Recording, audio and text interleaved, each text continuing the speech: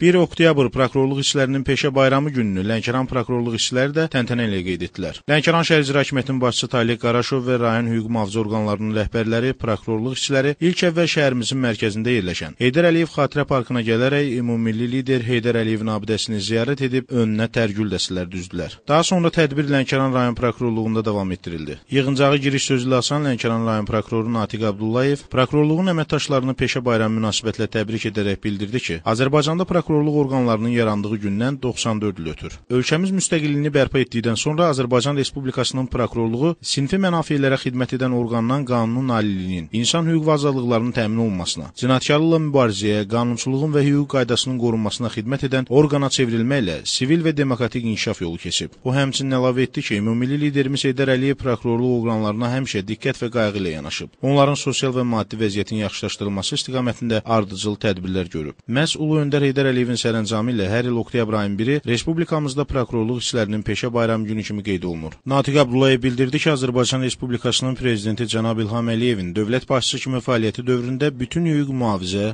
ədliyyə, məhkəmə və xüsusi xidmət orqanları, o cümlədən prokurorluq öz inkişaflarının məzmunca və keyfiyyətcə tamamilə yeni mərhələsinə qədəm qoymuş. Hər tərəfli dövlət qayğısı ilə əhatə olunan həmin təsisatların işinin müasirləşdirilməsi istiqamətində çox mühüm addımlar atılmışdır.